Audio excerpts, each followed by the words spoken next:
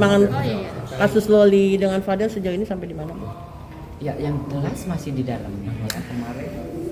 Ya, kemudian kemarin sudah kita lihat bersama untuk LM sudah ke rumah sakit Polri tentunya untuk pengobatan atau didalami lagi kejiwaan. Untuk LM sendiri di rumah sakit Polri sampai kapan kalau buat Itu masih yang jelas dari rumah sakit nanti yang menentukan ya, karena memang itu ada psikis yang harus kita obatin. Bu Nurma, ada apa tuh info terbaru postingan dari Nikita Mirzani terkait dia menyebut bahwa Loli tersangka itu tersangka apa ya, kasus apa Bu Nurma, mungkin boleh jelaskan?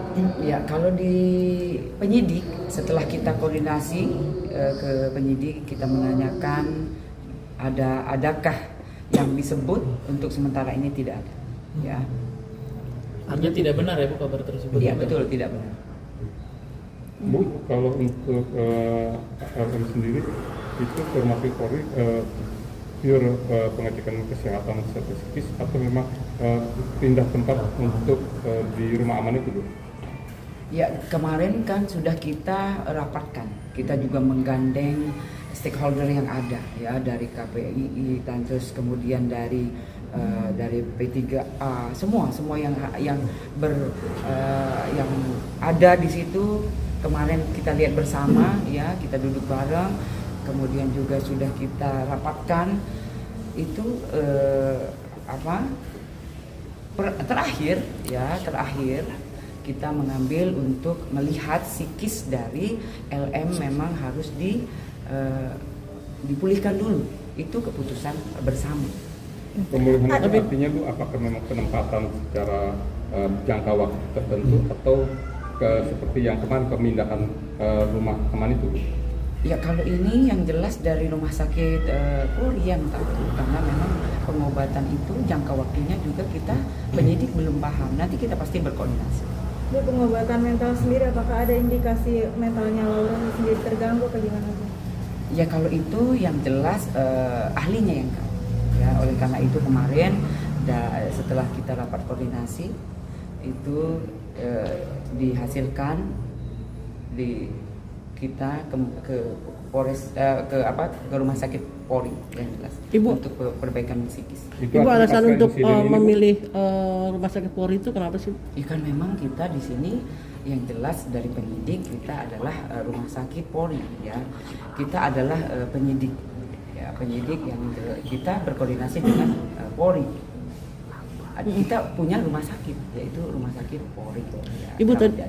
Ibu tadi Pak Rasman juga sempat kecewa dengan tidak diikutsertakannya dia pemindahan Loli dari ruang yang pertama ke ruang kedua. Itu seperti apa sih Bu sebenarnya? Ya, kalau itu memang haknya dari RAN berbicara ya. Tapi dari penyidik sesuai dengan SOP yang jelas. Dari setelah dirapat koordinasi kemudian memutuskan untuk memindahkan dari Polres Jakarta Selatan ke rumah sakit Polri Kramat Jati, itu adalah sudah keputusan bersama. Kemudian untuk RAN dari yang dibicarakan itu haknya. Karena apa? Yang kita koordinasikan adalah yang satu adalah orang tuanya, ya. Kemudian dua, kita berkoordinasi dengan stakeholder yang ada, dan ketiga adalah penyidik yang berwenang dalam kasus yang ada sekarang dilihat, ya. Artinya RAN ini sendiri tidak punya hak untuk mencampuri urusan di mana Loli tinggal, bagaimana kesehatan? Ya, kalau untuk sementara ini memang haknya penyidik. Kemudian juga yang melaporkan adalah orang tuanya. Nah, itu yang kita jelas berkoordinasi tentu. Bu, soal kemarin menyatakan kalau yang didengar oleh Loli saat ini ya Rasman gitu, ibaratnya dia menganggap Rasman sebagai keluarga terkait dengan yang ketika Jumat malam sebelum dibawa ke Rs Polri itu juga kan dia lebih tenang begitu ketika itu. Benar begitu, Bu Nurma? Ya, kalau kita melihat sendiri kemarin ya, karena memang semua masih didalami tentunya. Itu yang pasti ya, masih didalami oleh penyidik. Bu, apakah gangguan psikis itu karena peristiwa kemarin Bu? Atau memang berkelanjutan dari peristiwa sebelumnya Bu? Kan kemarin sudah pernah diperiksa di rumah sakit RSCM. Nah, dari situ berlanjut. Ya, itu memang dari rapat kemarin keputusannya demikian. Artinya memang sudah ada indikasi memang kesehatannya terganggu atau gimana jiwa mental itu? Ya kan kita dari kemarin ya kita melihat dari sebelumnya ya LM juga mungkin sedikit ada psikis yang mungkin sedikit menangis, kemudian juga berteriak ya. Nah itu yang kita harus pulihkan. Bu, apakah benar Bu, setelah pengobatan RCM kemarin terus udah merasa tenang, terus terjadi sebuah peristiwa yang kemarin di Jumat dini hari, apakah itu rangkaian dari peristiwa-peristiwa sebelumnya sehingga harus psikisnya kembali terganggu seperti itu? Nanti kita tanya di penyidik ya, karena yang kemarin berwenang juga yang mengantar penyidik, kemudian keputusan itu yang diputuskan. Bu, biaya perawatan selama di RS Polri yang ditanggung negara, kementerian atau seperti apa? Oh, negara. Jadi itu adalah tanggung jawab oleh Rumah Sakit Polri. Kalau di Rumah Aman kemarin?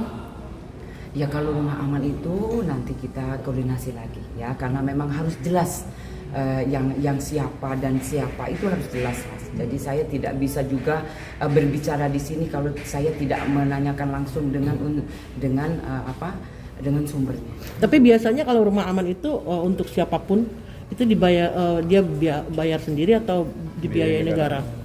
Ya kalau sementara itu memang semuanya itu ada di Kemensos ya.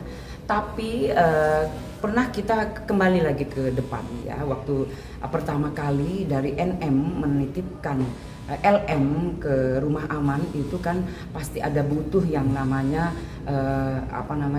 sesuatu ya, yang misalnya keperluan perempuan. Nah itu yang dipenuhi oleh NM sebagai orang tuanya. Yang keperluan itu yang pertama sekali kita kemarin kita titipkan itu dari penyidik maupun dari NM itu yang dipenuhi. Ya. Bu, terkait informasi ada penyidik yang masuk laki-laki ke kamar LM itu gimana tuh? Masih kita dalami. Ya, kita dalami. Polisi masih kita dalami. Ya, pasti kita dalami. Jadi itu adalah keterangan atau informasi. Nah, pasti kita dalami. Bu, apakah benar Loli tidak mau ditemuin oleh Nikita dan keluarganya, dan kalau Nikita mau menjenguk atau bertemu harus izin dulu kepada pihak Rasman yang diberikan ini kepercayaan kuasa? Ya, jadi ini masih kita tanyakan yang jelas ya. Jadi kalau saya berbicara pasti kita tanyakan ya. Jangan sampai ini menjadi permasalahan yang sebetulnya yang bisa menjawab adalah penyidik. Tapi Bu, dalam hal ini pihak kepolisian dalam hal penyidik sendiri masih berpedoman bahwa koordinasi untuk LM sendiri lewat NM gitu. Ya karena yang melaporkan adalah NM. Kasus yang kita lihat bersama ini adalah NM yang melaporkan. Ya. Jadi dari penyidik pasti berkoordinasi dengan NM. Tapi keinginan dari korban sendiri mungkin jadi pertimbangan juga Bu, ketika dia menolak untuk bertemu seseorang, akhirnya difasilitasi supaya memang untuk sementara tidak bertemu untuk menjaga psikisnya seperti itu. Iya.